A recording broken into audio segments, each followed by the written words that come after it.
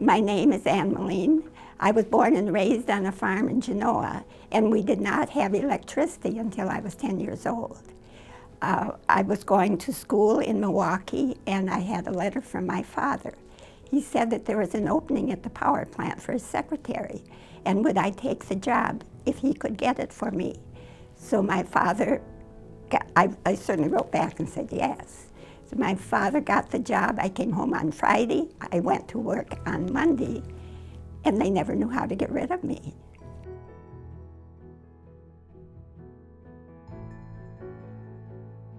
Well, I think the fact that the farmers were the ones that through their dedicated work got the electricity.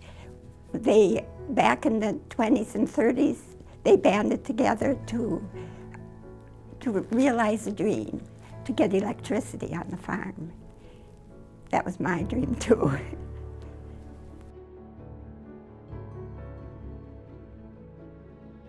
As secretary to the general manager, I transcribed minutes of the monthly meetings of the board of directors, and it was a thrill for me when they realized their dream to have electricity. I never made history, but I recorded it, and I am proud to have been part of one of the great success stories of our country, the electrification of rural America. I worked at Dairyland for 46.5 years. And I want to let you know that I trained 5 general managers who had a hand in shaping its destiny. John Gundershog, Claude Eppard, John Madgett, Frank Linder, and Jim Taylor. Those were challenging times, and I am proud of their accomplishments.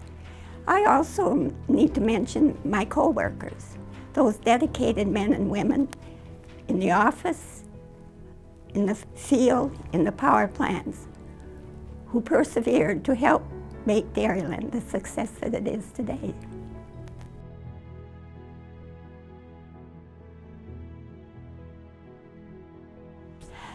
I think it was the closeness with which we worked together.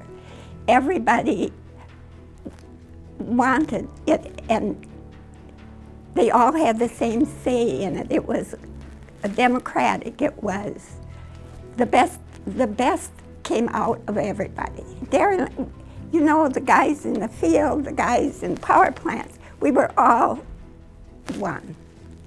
It was wonderful. I loved working at Dairyland.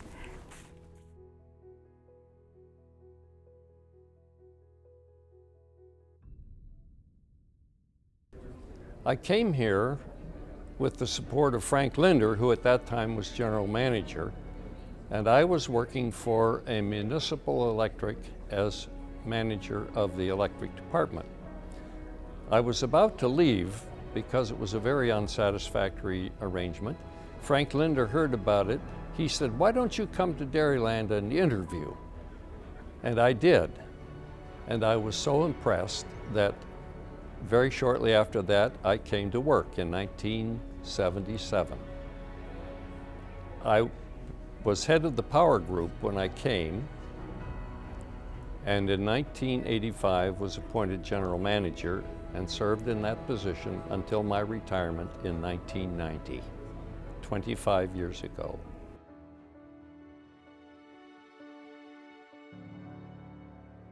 I think the thing I remember most is being the coach of one of the best teams I've ever worked with. The people here were so supportive, even to an outsider, that we got a lot accomplished in just a short time.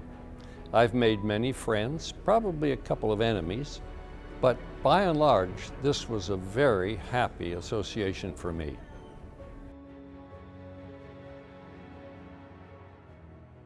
Though we had outgrown the old office building over on East Avenue, and if we made any changes, we were subject to the ADA law, which came into existence at that time. So it seemed more economical to build a new office building and incorporate all of the latest technology in power dispatch, make it more convenient for employees, ample workspace, etc. That took place in the latter part of my tenure as general manager, 87, 88, 89. I was the last person to move into the building, and I was here 6 weeks when I retired, so I didn't really get a chance to enjoy it. But I'm very proud of the fact that we did get it accomplished.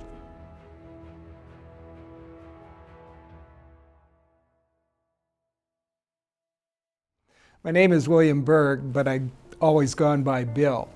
I came to Dairyland in 1974 after having worked for Wisconsin Electric for 2 years. I came to Dairyland because I wanted something else. I wanted to live in a place that was probably going to be smaller than Milwaukee, and La Crosse certainly offered that opportunity. Plus, I had had experience at Dairyland Power during college. I worked in summers and actually during part of the school year for Wisconsin Electric Cooperative Association.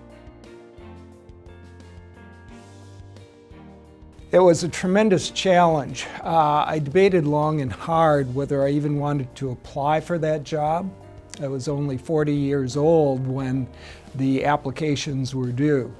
I decided I would because I thought I could bring something to the challenges that lay ahead for Dairyland.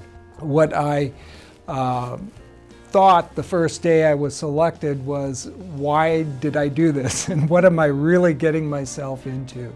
I realized that there would be a lot of challenges ahead of me, but in a way it was very rewarding and thrilling to have been selected, and it resolved my dedication to doing a good job for Dairyland. It's hard to pick out one particular thing that was the most personally rewarding for me at Dairyland, having been here for over 40 years. I think if I want to put it in a nutshell, I'd have to say it like this. The biggest challenge and the most rewarding thing, having accomplished it, is to leave the organization better than when I found it. That's what I think every Dairyland employee strives to do, to add something to the organization such that when they do leave, they can look back and say, it's better because I was here. The face of the electric utility industry has changed considerably, and the technical background that everybody has to have has increased at the same time. We use very complex tools to help us in evaluating systems and deciding what we're going to build, where we were going to build it, and the like. It also requires great technical expertise on the part of employees then to interpret the results and to work with these very technical tools. We have accomplished a lot, and I think some of those things include just the generation we've added, but we've also retired some generation, and it took a lot of analysis before our decision was arrived at to decide that was the right thing to do. I see the biggest advantage of the cooperative business model is the fact that there's never any dispute about who you're working for or what your objectives are, as opposed to what happens in an investor-owned utility. There you have always a debate between benefiting the stockholder and benefiting the ratepayer. To us, there's never a conflict in that regard. We're always working towards our members and their benefit.